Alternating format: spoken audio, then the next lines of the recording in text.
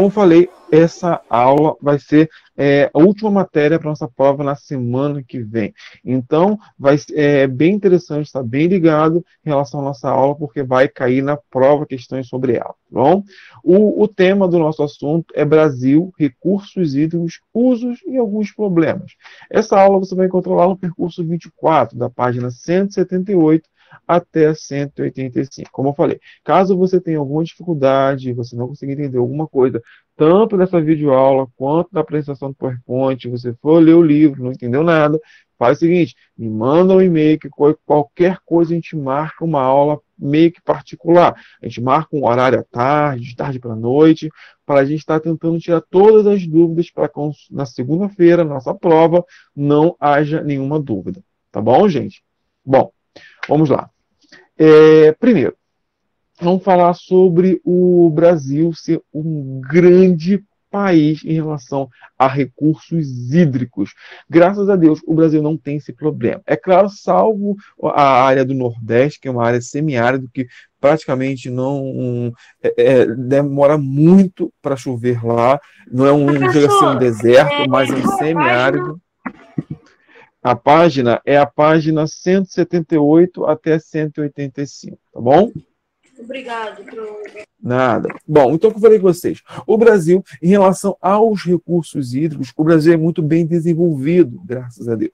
O Brasil possui uma grande dinâmica, um grande reservatório hídrico. O Brasil ele está localizado entre a maior parte do Brasil, é claro, entre os trópicos, e isso acaba ajudando a relação climática, porque por conta do clima ser muito quente, acaba facilitando a evaporação e com isso existe muita precipitação.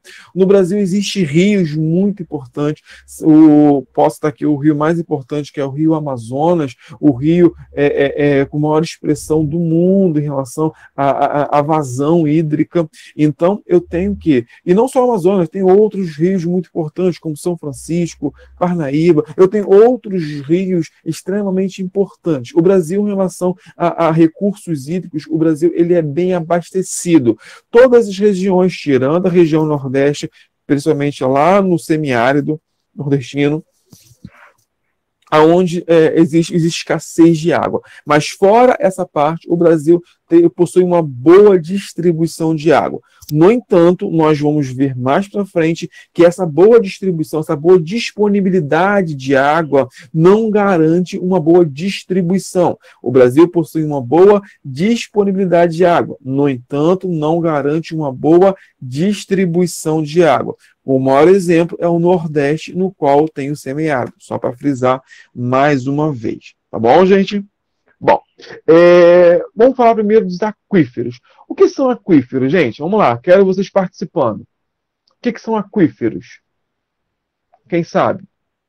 Professor, eu não lembro. Ou se não lembra? Não lembro. São responsáveis pelo abastecimento de poços.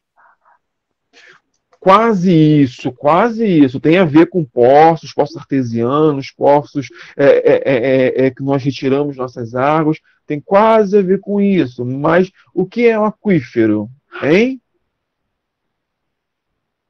Aquífero? Quem sabe? Quem sabe? Não? Vamos lá. Aquíferos, gente, são reservatórios de água subterrâneos, aonde eu vou ter... como se você pegar, por exemplo, um balde. Você pegar um balde de água e jogar na terra, no chão puro... Deixa eu ver aqui. Bom dia, Beatriz. Se eu pegar um balde cheio de água e jogar no chão de terra, você vai perceber que essa água ela vai infiltrar no solo, que essa água ela vai percolar, ela vai entrar no solo. Bom, essa água, por forma da gravidade, ela vai entrar no solo e ela vai caminhar até chegar a um lugar onde vai ser tipo isolante. Bom dia. De entrar. Oi, bom dia, tudo bom? Fica tranquilo, eu comecei agora e que você não pegar, você pode pegar no início no YouTube, tá bom? Mas está logo no início já, tá bom? Está no início ainda. Bom, como está falando com vocês, quando a água ela é absorvida pelo solo, acaba encontrando um lugar favorável, como se fosse um isolante natural. E essa água toda acumulada, eu vou chamar ele de lençol freático. Então, lençol freático ou aquífero são grandes reservatórios de água no subterrâneo. Ele está distribuído em todos os nossos planetas. E por que esses aquíferos, esses lençóis freáticos, eles são importantes? Bom, porque através dele nós conseguimos tirar águas para abastecimento de poços, como nós falamos antes. Os rios, boa parte dos rios são abastecidos por esses lençóis freáticos ou aquíferos. Então, eles são muito importantes para o equilíbrio, para o ciclo hidrológico. E nós vamos ver também que esses aquíferos, eles estão enfrentando grandes problemas. Bom, aí tá. Boa parte desses aquíferos, eles são os grandes reservatórios de águas do mundo. Lembra a distribuição das águas que nós fizemos lá no capítulo, no percurso 21, quando nós falamos de que a água, nosso planeta, ela tem 97,5% de água salgada e apenas 2,5% de água doce.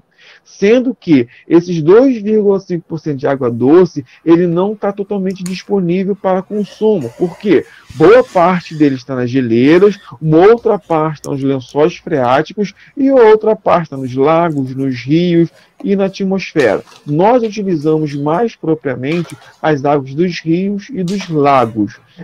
Em segundo lugar, as águas dos lençóis freáticos. Então, os lençóis freáticos são os grandes reservatórios de águas do nosso planeta. Então, a gente precisa tomar cuidado deles para que não venha prejudicá-lo e não venha acabar.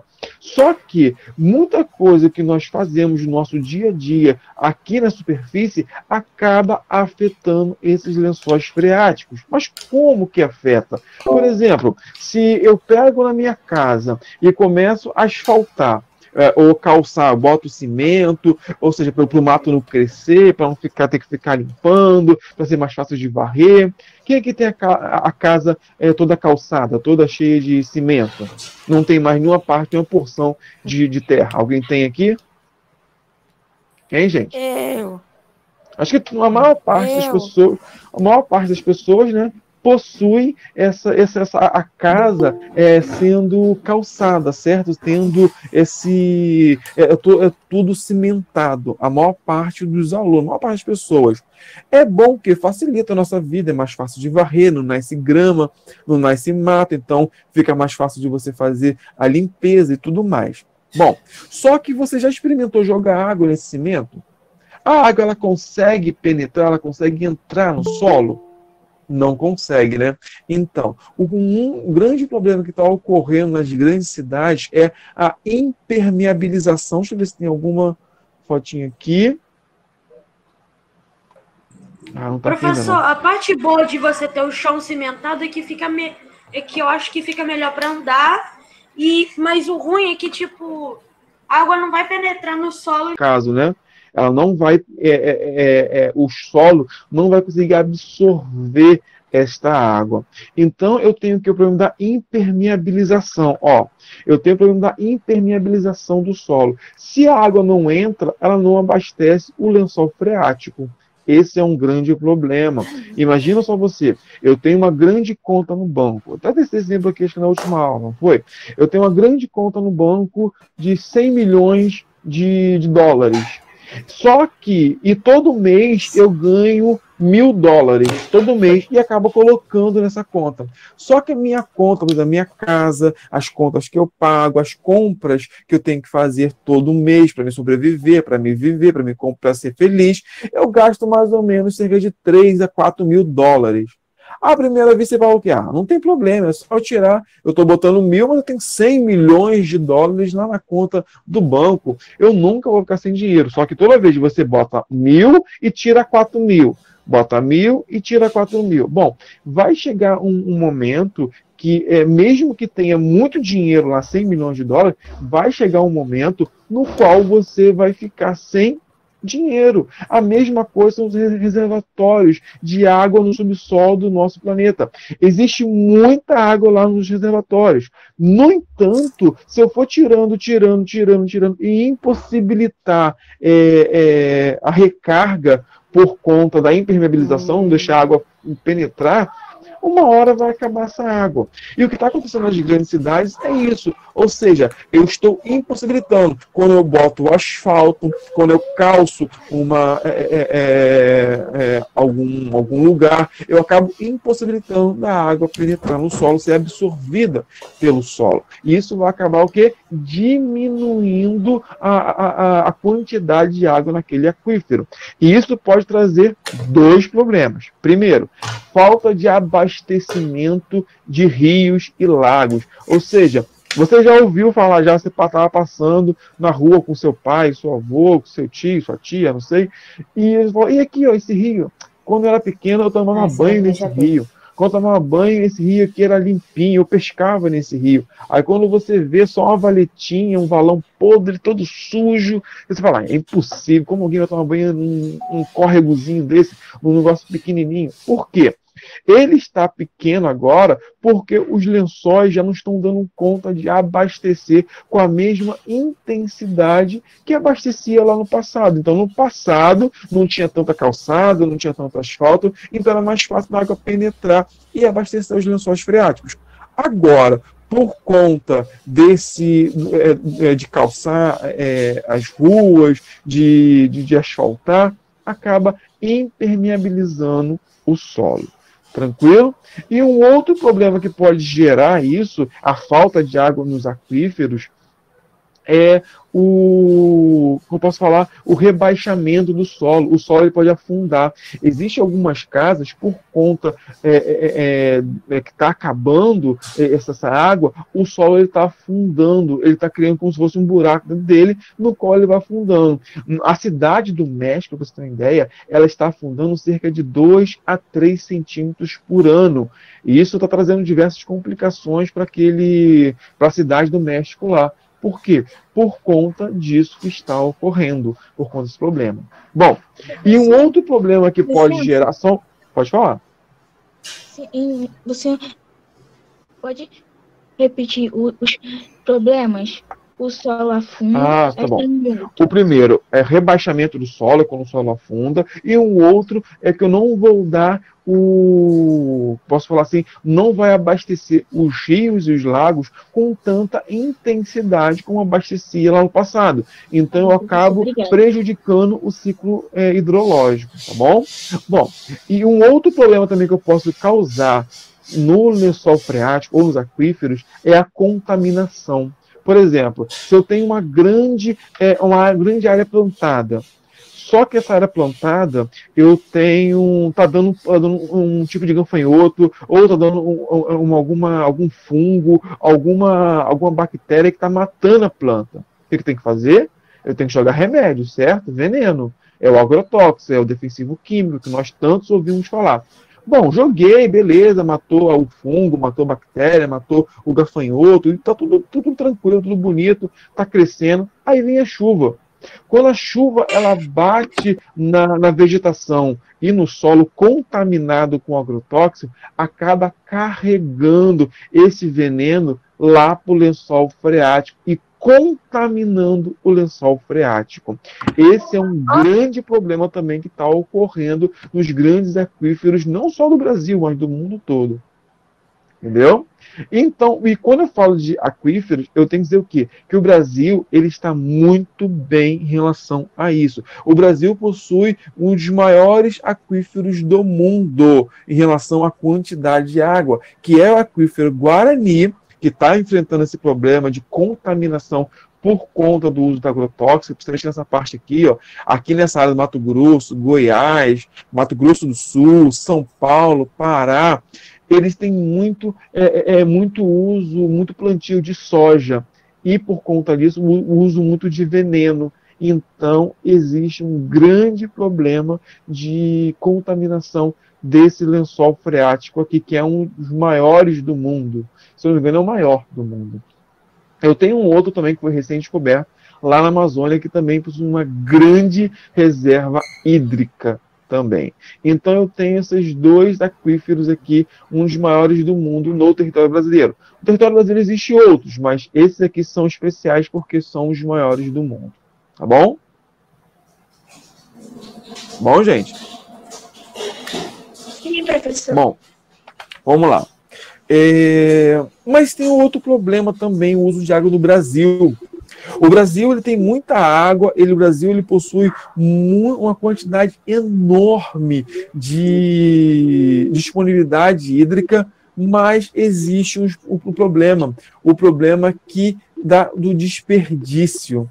Quem aqui já viu já na rua um tiozinho, uma tiazinha lavando a calçada com mangueira? Já vi.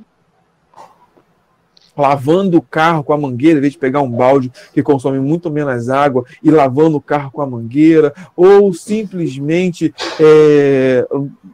abrindo a bica e deixando escorrer a água lá sem se preocupar, ou simplesmente quando você passa na rua e vê um cano da SEDAI estourado, você vê minando a água indo embora e ninguém pode fazer nada. Só a SEDAI que leva anos, leva muito tempo para vir aqui, para vir e fechar esse buraco. Então, esse desperdício de água está levando o Brasil a posso dizer, uma escassez de água.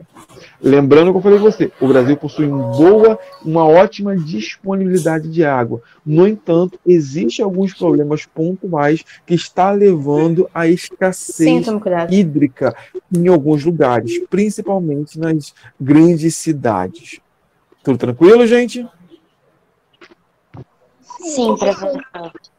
Sim. Bom, vamos lá. Aí vem o consumo de água. Mas antes, deixa eu voltar aqui primeiro, que acho que é mais interessante. Lembrei de uma coisa. Alguém aqui já ouviu falar já de escassez de água? Não, mas ouviu falar racionamento de água? Já ouviu falar já? O pai e a mãe.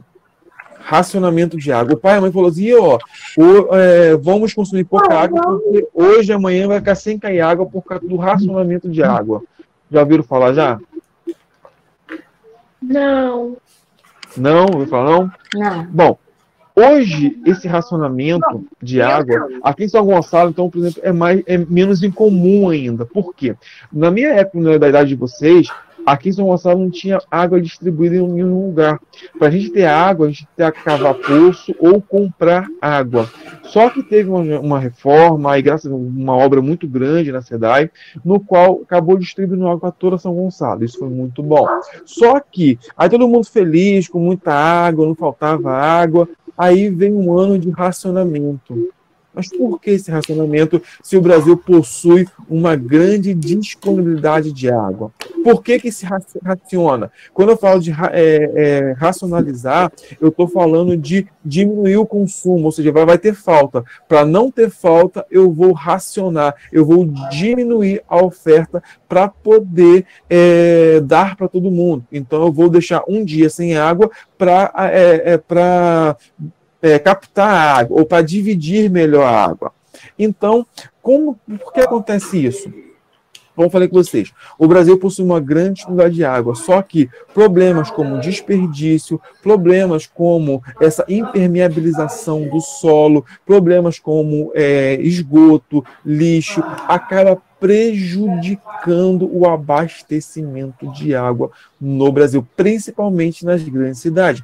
E o outro problema é o quê? É a grande quantidade de pessoas. Quanto mais pessoas eu consumo água, mais água eu tenho que ter. E isso acaba prejudicando a distribuição de água. Gente, vamos esquecer um pouquinho os comentários aí, vamos? Estão brincando aí, estou vendo que estão falando do Armando de alguém. Vamos diminuir o comentário aí. Professor, você pode repetir sobre o racionamento d'água? Eu vou voltar de novo, tá bom? Vai ter um slide só falando sobre isso só, tá tranquilo? Aí eu repito, falo tudo de novo para você, tá tranquilo? Vamos lá. Consumo de água. O que vocês acham mais? Deixa eu tirar aqui, isso aqui. O que vocês acham? O que consome mais água? Uma cidade ou campo? O que vocês acham? Uma cidade. Uma Uma cidade. cidade. O que vocês acham que consome mais? Uma indústria ou uma fazenda, uma criação de gado, por exemplo? Uma fazenda. Uma fazenda consome mais? Uma fazenda consome mais água do que uma indústria? Não. Hã? Acho que não. O que consome mais? Uma Indústria indústria consome ou uma plantação de soja? Indústria. Vamos lá, vamos pensar. Bom, essa ideia que nós temos de que a indústria é a maior causadora, nós, como por exemplo a cidade, consome mais água, por exemplo, do que uma fazenda, essa é uma ideia um pouco equivocada. Olha só o tipo de consumo de água que nós temos, não só no Brasil, no mundo todo. Eu tenho que termoelétricas utilizam mais ou menos 0,2% da água de um país, de um lugar. Ou seja, do Brasil, então, é muito pouco. 0,2% é muito pouca água. A mineração utiliza 0,8%, também é um pouca água. O abastecimento rural, que é para as casas, para as pessoas fazerem comida, tomarem banho, é 2,4%, ou seja, também muito pouco. Já o abastecimento urbano é bem maior do que o abastecimento rural, é 8,6%. Então, o abastecimento urbano consome muita água referente, principalmente em comparação com o abastecimento rural. Agora, a indústria, ela está em terceiro lugar. Ela ocupa 8,8% da água produzida no Brasil. A indústria consome 8,8%. Ou seja, quase igual a um abastecimento urbano, a cidade. Agora, o abastecimento animal, ou seja, de eu criar o animal, dar água para o animal, eu acabo consumindo 10,8%. Ou seja, é mais do que na cidade. Eu gasto mais água dando para os animais, criando animais, boi, ovelha, porco, aves. Eu consumo mais água dessa forma do que em uma cidade. E olhe só, 68%, ou seja, mais da metade da água do Brasil é gasta na irrigação de plantas, de cultivo de soja, trigo, milho, tomate, arroz e por aí vai. Ou seja, o cultivo com a irrigação, eu acabo consumindo muito mais água do que o normal. Ou seja, quase mais da metade da água que é produzida no Brasil é destinado à irrigação. Interessante saber disso, né? Interessante. Porque a gente acha que a zona urbana e a indústria é o principal causador, o principal consumidor de água. Não. O maior consumidor de água do Brasil e do mundo é as zonas de irrigação, é a zona rural. Aonde planta. Quando você falou do negócio da parceria do Brasil com Israel, você falou alguma coisa sobre a irrigação ser a maior quantidade de água gasta. Acho que você falou alguma coisa a ver com isso. Isso mesmo. Aí tanto é que Israel está se desenvolvendo tecnologias para diminuir o custo, a quantidade de água utilizada. Por exemplo, quem aqui já viu uma irrigação aqui no Brasil? Quando tem um campo, fica tipo uma mangueira muito grande jogando água, espirrando água por toda a lavoura. Lá em Israel, não. Lá em Israel, o cara pegou uma borracha, olha a tecnologia que complexa. Ele pegou uma borracha, fez alguns furos, esses furos fica gotejando água e fica exatamente aonde a planta está. Ou seja, então só cai água ali na planta, ou seja, consome muito menos água. Então é muito interessante as tecnologias, o consumo, tudo mais que está sendo utilizado lá em Israel, que a gente acaba trazendo para cá também, e acaba que o meio ambiente agradece muito. Se eu vou consumir a menor quantidade de água, vai facilitar principalmente o meio ambiente, tá bom? Gente, é que é 10h40. Vocês querem parar para fazer a pausa dos 20 minutos ou você quer ir direto e a gente acabar um pouco mais cedo? Direto, professor. Tá. Direto. Tem alguém que queira fazer pausa? Fale agora ou cale-se para sempre. Ninguém? Então vamos direto então. Opa. Tá, então vamos lá então. Bom, e o tratamento? Bom, uma forma da gente diminuir esse gasto, esse consumo de água, é tratando a água, tanto o esgoto quanto a água que nós consumimos. Aí tem um vídeo muito bacana que eu separei aqui, que nos vai nos vai demonstrar como que a gente pode amenizar o impacto ambiental no meio ambiente por conta dessa água. Por quê? Um dos maiores problemas que nós temos com a água, primeiro, é a poluição, que a gente joga esgoto, joga lixo, sedimentos e tudo mais na água. E essa água vai ficar contaminada, vai dificultar o ciclo hidrológico. E por esse motivo acaba prejudicando o meio ambiente e acaba prejudicando a gente mesmo.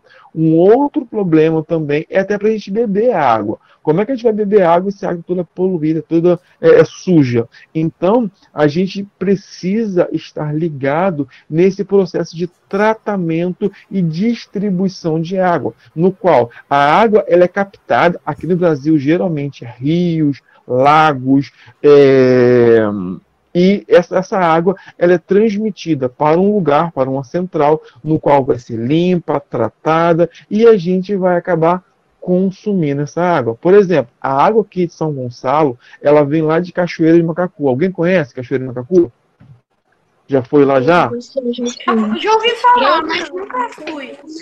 Um lugar muito lindo. Eu tenho parente lá em Papucaia. E é um lugar muito bacana.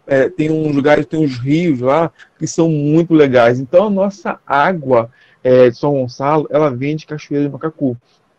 Comparada à água da capital do Rio de Janeiro, é uma água mais limpa, uma água mais fácil de se tratar.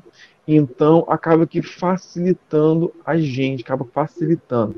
E algo interessante que no Brasil, aqui no Rio de Janeiro, nós não pagamos pela água. O que nós pagamos a conta é o tratamento da água. A água em outros lugares do mundo é muito mais cara do que a água aqui no Brasil. A água no Brasil que a gente fala, tá caro, absurdo, sei o quê, é muito mais barata do que em outros lugares do mundo, por exemplo. E se ainda todo mundo pagasse, ainda que tem muito gato, tem muitas pessoas que não pagam água, seria mais baixa ainda essa água, porque a gente não paga pela água, a gente paga pelo tratamento da água, tá bom? A nossa Constituição proíbe cobrar pela água, que a água é um bem público. Não vai cair na prova, só algo de curiosidade.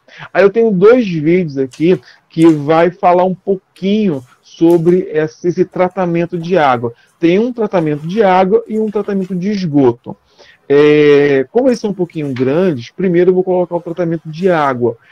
Se der tempo no final, eu coloco o tratamento de esgoto também. O vídeo eu não vou colocar aqui no YouTube, porque é um vídeo do YouTube, é um vídeo do Canal do Mundo.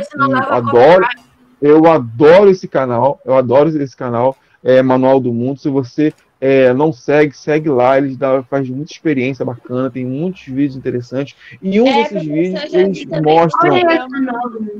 Sim, Manual do Mundo é muito interessante esse canal. Então, se você vai no YouTube lá e veja.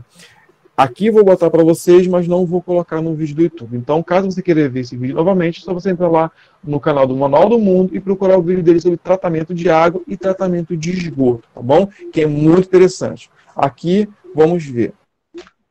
Deixa eu ver aqui se eu consigo rodar aqui, porque no Clipe Escola eu não conseguia, né?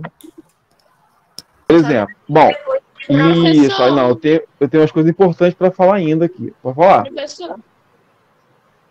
Pode falar. Professor, qual é o nome do vídeo? Não vou dizer só para anotar depois poder procurar. Tratamento de água. Ah, tá. Tratamento como tratar água. Bota assim que vai aparecer Manual do Mundo. É só você.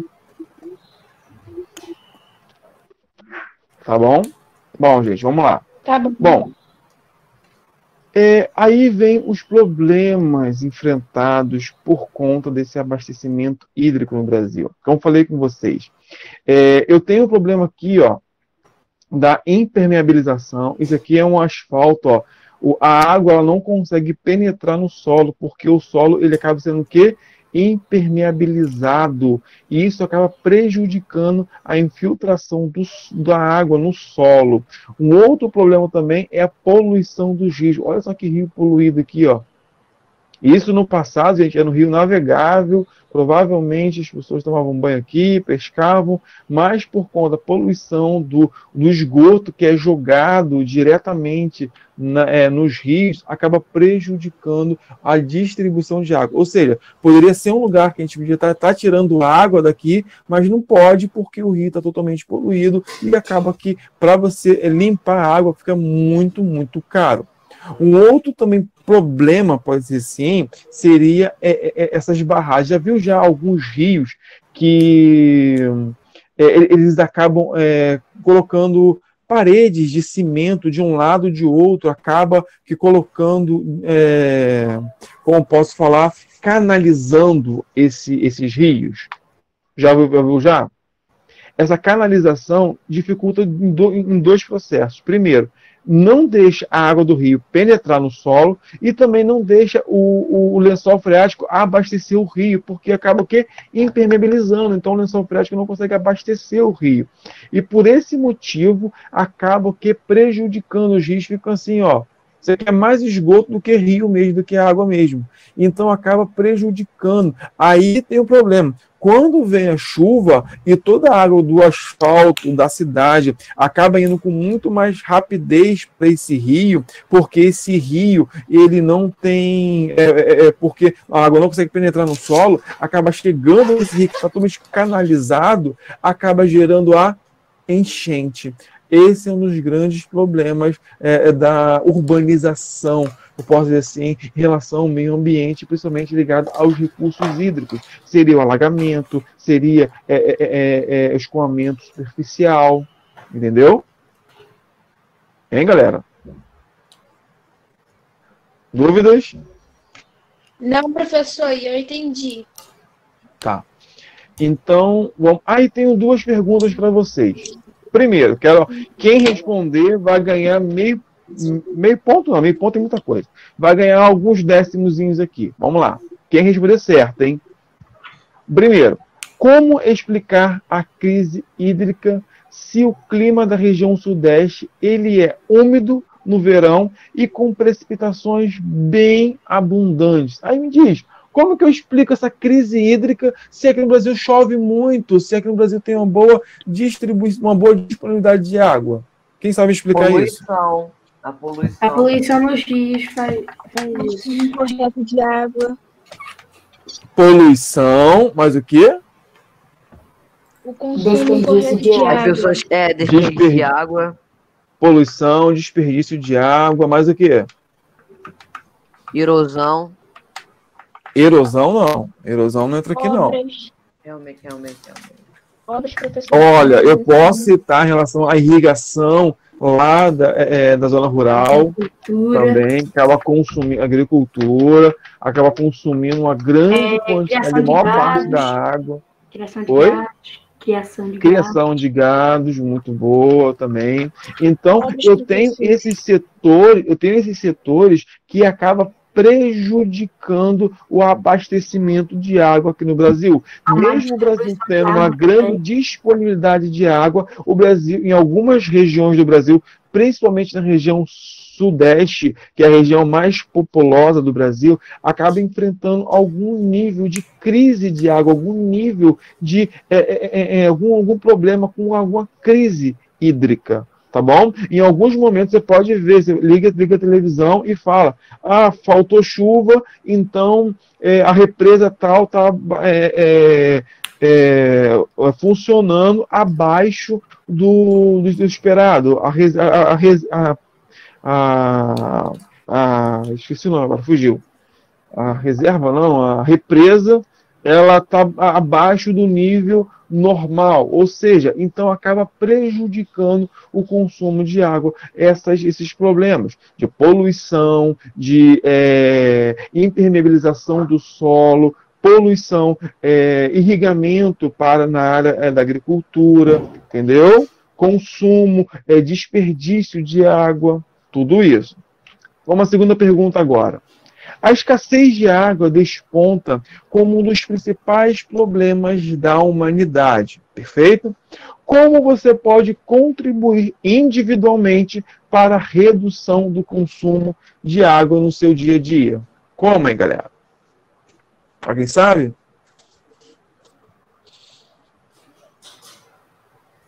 Lavar o carro com balde.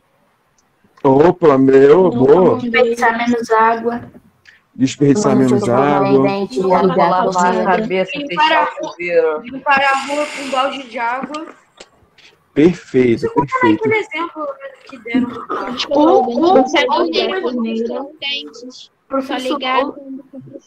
Ou tem alguma explicação também. Às vezes não lavar a calçada, né? Pra que você vai lavar a calçada todo dia?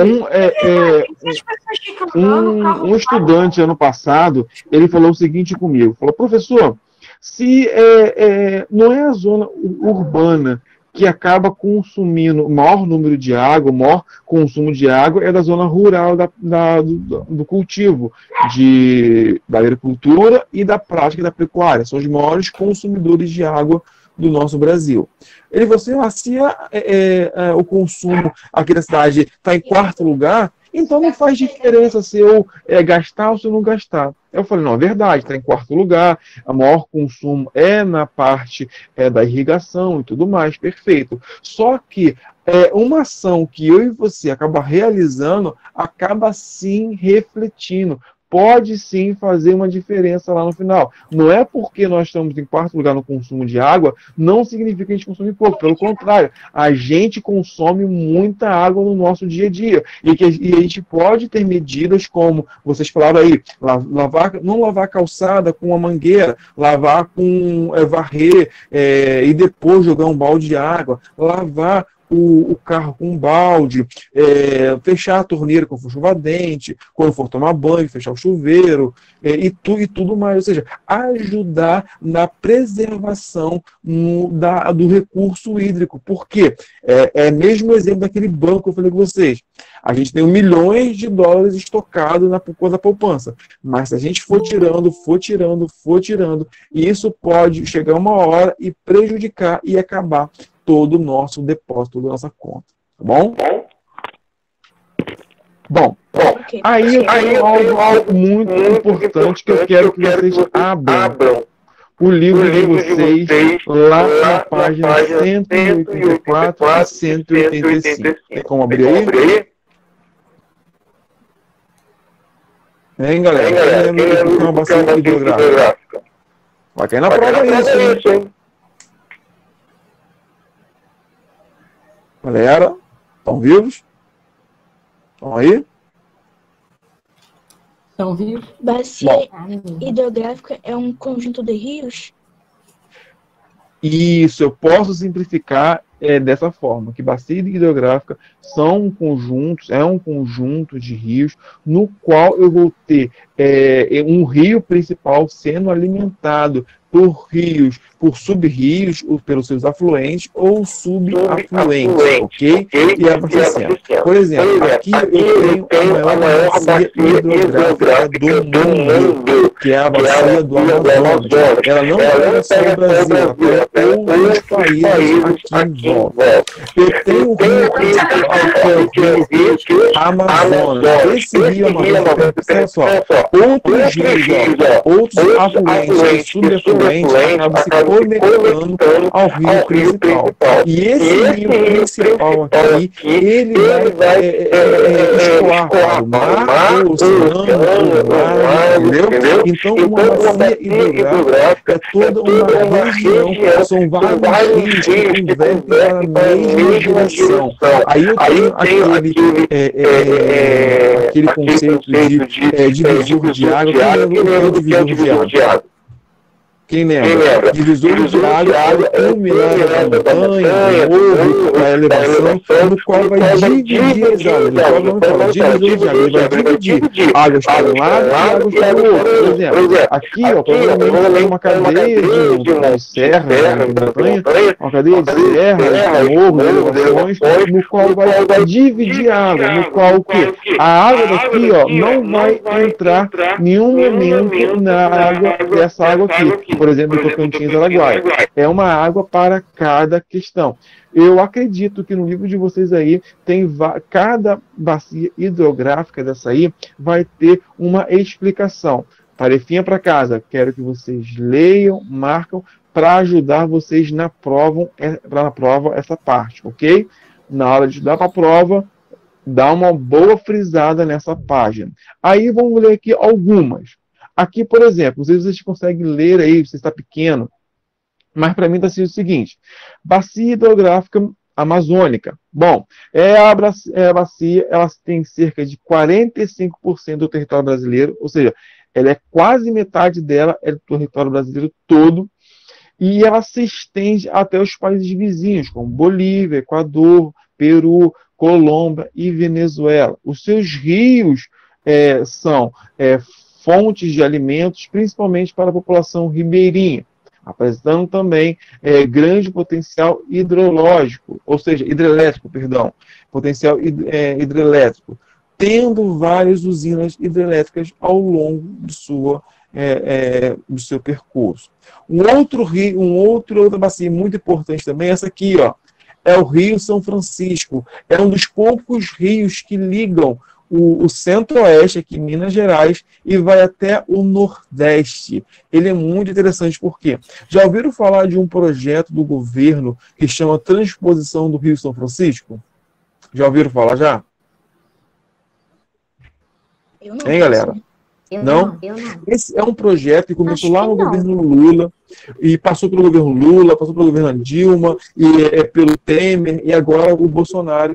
Todos os prefeitos inauguraram alguma obra, mas a ideia é o quê? A ideia era pegar a água desse Rio São Francisco e levar até o sertão, ou seja, fazer como se fosse um canal artificial, construído pelo ser humano, para levar a água do Rio São Francisco até o sertão, para diminuir a falta de água que existe lá no sertão, no Nordeste brasileiro.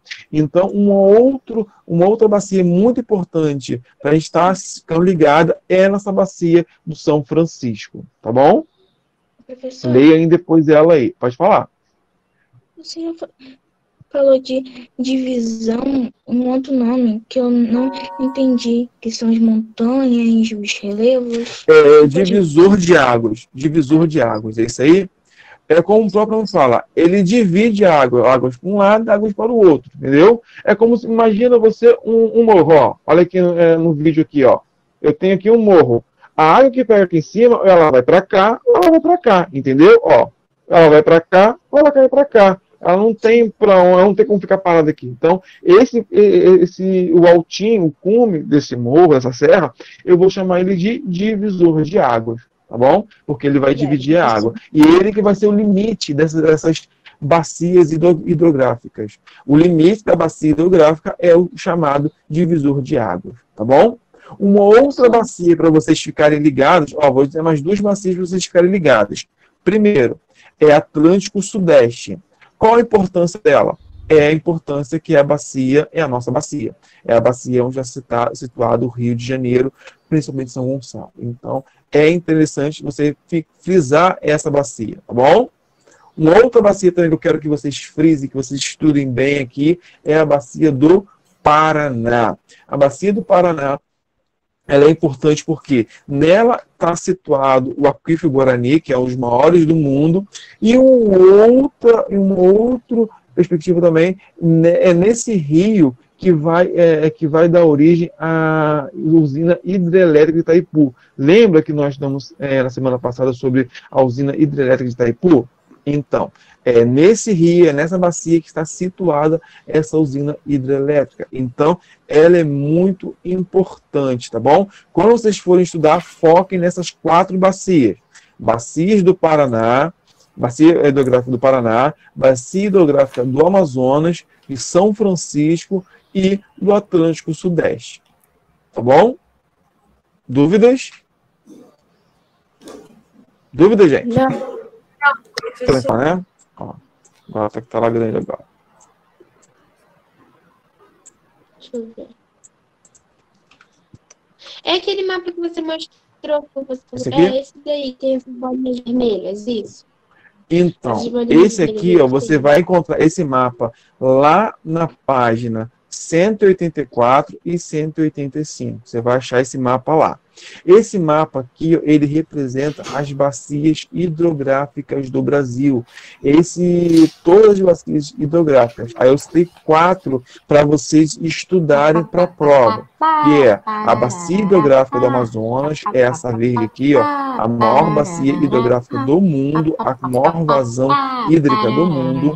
Eu vou ter a bacia de São Francisco, ó, essa que São Francisco ela é muito importante para a transposição do rio São Francisco para o sertão do Brasil, para a bacia hidrográfica Atlântico Sudeste, que é a bacia, nossa bacia aqui do Rio de Janeiro, e também a bacia do Paraná, que é a bacia no qual nasce, dá origem então, ao rio que alimenta a usina hidrelétrica de Itaipu. Tá bom? Tudo bem? Bem, galera? Tranquilo? Professor, a maior bacia hidrográfica entre essas 4 é a bacia hidrográfica da Amazônica, né? Sim, ela não é só a maior entre essas 4, ela é a maior do mundo, tá bom? Do Amazonas. Então, ela é muito importante por ser a maior. É invasão de água. Mais alguma dúvida? E a menor é Tranquilo, Atlântico Sudeste, né, professor? Oi? E a menor é Atlântico Sudeste. Não existe. Aqui, em relação à menor, eu não vou entrar nesse critério, tá bom? Eu tenho a maior, que é a Amazônia, que eu vou frisar isso. O Atlântico Sudeste, ela é importante porque é a bacia hidrográfica do Rio de Janeiro. É onde eu moro, São Gonçalo, aqui, entendeu? Então, por isso que ela é importante para a gente. A do São Francisco, ela é importante porque ela acaba transportando as águas do Rio São Francisco para o interior do sertão nordestino, tá bom? Por isso que ela é importante. A do Paraná também é muito importante porque o rio que nasce nessa bacia dá origem, acaba abastecendo a usina hidrelétrica Itaipu, que é a maior usina hidrelétrica do Brasil e a segunda maior do mundo. As outras bacias não são importantes? Claro que não, são muito importantes também. Entendeu? Cada bacia aqui tem sua particularidade, cada bacia aqui são importantes no lugar onde ela está inserida, ela faz diferença no território, só que para a gente, para o nosso estudo aqui da nossa aula, nós vamos focar nessas 4. Tudo bem? A Ok? hidrográfica do Paraná, ela abastece a usina de Itaipu, professor? E o rio, isso mesmo, o rio principal dessa bacia hidrográfica, ela abastece a usina hidrelétrica Itaipu, entendeu? Por isso que ela é muito importante. Ela é muito importante. Muito obrigada. Tá bom? Alguma dúvida? Professor, pode falar por que a região hidrográfica do Paraná é importante? Bom, ela é importante por quê? Porque o rio principal, os seus afluentes e subafluentes acabam abastecendo a usina hidrelétrica de Itaipu. Entendeu? A usina hidrelétrica de Itaipu, ela é a segunda maior usina hidrelétrica do Brasil, segunda maior usina hidrelétrica do mundo e a maior do Brasil, em relação ao potencial de gerar energia elétrica. Então, ela é muito importante. Então, por esse motivo, eu sempre cito essa bacia hidrográfica aqui. Quase que não saiu. Entendi, obrigada. Tá bom? Mais alguma dúvida? A Tranquilo? usina hidrelétrica de Itaipu é a segunda maior do mundo? Sim, é a segunda maior do mundo. Até pouco tempo atrás, era a maior do mundo. Só que aí a China resolveu fazer uma, aí ganhou, gente. Uma não, mentira. A China construiu a usina hidrelétrica de Três Gargantas, que é a maior em tamanho e a maior em gerar potência elétrica do mundo. Então acabou passando a de Itaipu. Mas Itaipu ela é muito, muito importante, ela é muito imponente. Por muitos anos ela foi a maior do mundo. E ela é a maior do Brasil? A maior do Brasil, isso é com certeza. Obrigada. Tá bom? Ela é a segunda maior do mundo e a maior do Brasil, com certeza. Alguma dúvida? Nós? Bom, então